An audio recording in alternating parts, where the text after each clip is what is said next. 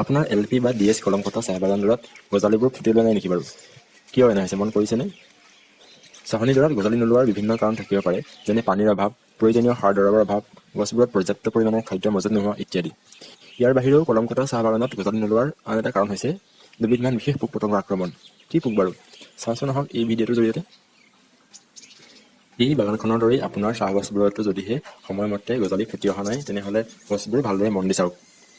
বৰ্তমান সময়ত চাহ গছৰ কাৰণে দুটা অতি অনিষ্টকাৰী পোক পতংগ হ'ল লোপাৰ কেটাৰপিলাৰ বা ঠাৰি পোক আৰু হেল'পেল্টিছ নামৰ পাতৰ ৰস শুহি খোৱা মহবিধ। এই সময়ছোৱা হ'ল কেটাৰপিলাৰৰ কণী পৰা সময় আৰু বংশ বৃদ্ধি কৰা সময়।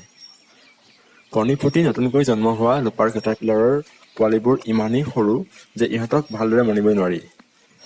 কিন্তু আকাৰত সৰু হ'লেও এনে অৱস্থাতো এই পোকসমূহ চাহগছজোপাৰ কাৰণে সমানেই অনিষ্টকাৰী।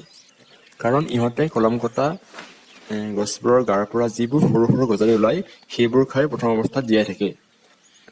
আৰু গজালিবোৰ একেবাৰে সৰু অৱস্থাতে গুৰিলৈকে খাই দিয়াৰ কাৰণে বাগানডৰাত গজালি ওলোৱা চকুত নপৰে। আৰু গজালি ওলোৱা বাটবোৰ শুকাই যোৱাৰ কাৰণে নতুন গজালি ওলাব নোৱাৰে বা ওলালেও পুনৰ লোপাৰবোৰে খাই পেলায়।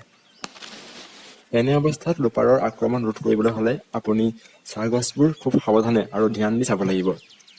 যদিহে লোপাৰৰ আক্ৰমণ হৈছে, তেতিয়াহ'লে কোনোবা নহয় কোনোবা এজোপা গছত লোপাৰৰ দেখা পোৱা যাব। ঠিক এই ভিডিঅ'ত দেখুওৱাৰ দৰে। কিন্তু লোপাৰৰ পোৱালিবোৰ ইমানেই সৰু হৈ থাকে যে ইহঁতক সহজে মনিবই নোৱাৰি। আৰু যদি এটা দুটা লোপাৰৰ পোৱালি আপোনাৰ বাগানডৰাত দেখা পাইছে, তেন্তে বুজিব যে আপোনাৰ গোটেই বাগানডৰাতে লোপাৰ লাগিছে। ইয়াৰ উপৰিও সৰু গজালিবোৰত হেল'পেল্টিছ বা চাহপাতৰ ৰস শুহি খোৱা যিবিধ মহ আছে, সেই মহবিধে আক্ৰমণ কৰিলেও গজালিবোৰ সৰুতে শুকাই যায়। গতিকে মন কৰিব যে গজালিবোৰত যদি সৰু সৰু ক'লা ক'লা ফুট ফুট দাগ পৰিছে, নাইবা গজালিবোৰ একেবাৰে সৰুতে শুকাই গৈছে, তেন্তে এয়া হেল'পেল্টিছ বা মহৰ আক্ৰমণ।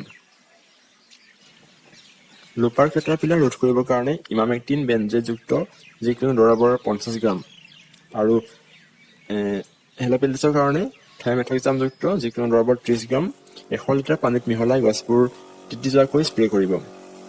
আৰু 2-3 মানৰ মূৰত গছবোৰ পুনৰ লক্ষ্য কৰিব যে তাত লোপাৰৰ পোৱালি জীয়াই আছে নেকি। যদিহে লোপাৰৰ পোৱালি দেখা যায়, তেনেহ'লে পুনৰ এবাৰ স্প্ৰে কৰিব আৰু লোপাৰবোৰ নিশ্চয় নিৰ্মূল হ'ব।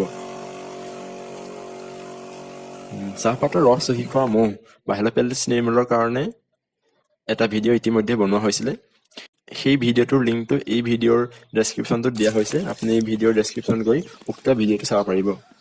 চাহ খেতিৰ বিভিন্ন সমস্যাসমূহৰ সমাধানৰ ওপৰত আমি এই চেনেলত বিভিন্ন ভিডিঅ' প্ৰকাশ কৰি যাম। ভিডিঅ'সমূহৰ বিষয়ে গম পাবৰ কাৰণে আপুনি এই চেনেলটো ছাবস্ক্ৰাইব কৰি ল'ব আৰু কাষত থকা বেল আইকনটোত এবাৰ টিপি দিব।